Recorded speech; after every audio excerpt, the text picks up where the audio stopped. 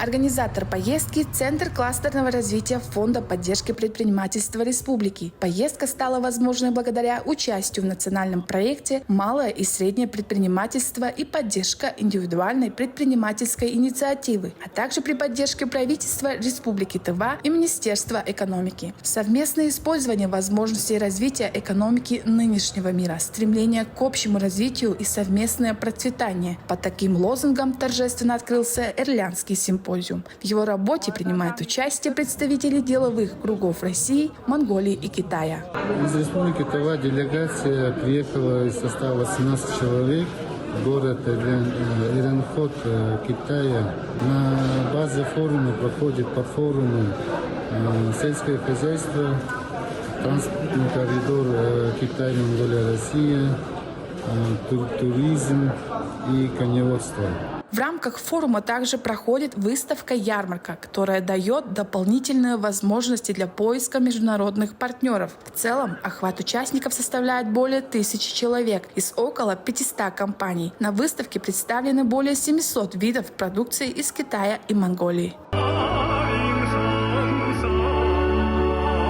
На одной из площадок симпозиума прошел подфорум по приграничному сотрудничеству и обмену в области туризма между 3 странами. Специалист информационного центра по туризму Тувы Аис Мангуш презентовала туристический потенциал Тувы. На соседней площадке прошла встреча 3 стран по вопросам в области производства и переработки продукции сельского хозяйства и животноводства. Представители Народного правительства города Ирлянь, Народного правительства провинции Восточная Гоби Монголии и Федерация промышленности торговли Республики Тыва провели 3-сторонние переговоры и подписали соглашение о дальнейшем сотрудничестве.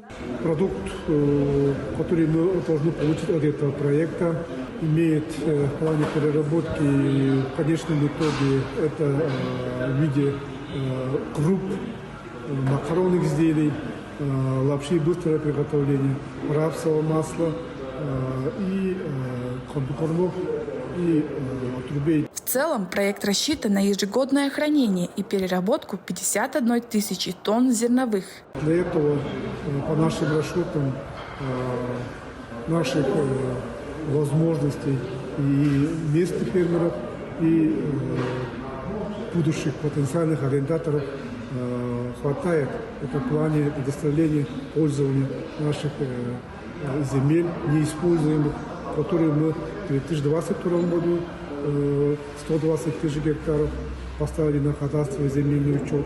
И в течение текущего года, 2023 года, 60 тысяч гектаров мы по плану должны поставить на земельный кадастровый учет и предоставить дальнейшее пользование местным товаропроизводителям, либо другим арендаторам и инвесторам. В конце первого дня форума в Доме культуры города Ирлянь прошел красочный концерт с участием музыкальных коллективов 3 стран – России, Монголии и Китая. Туву представил театр танца и костюма Эдегей. Гюзель Кунзет Азамат Очур, Тува 24.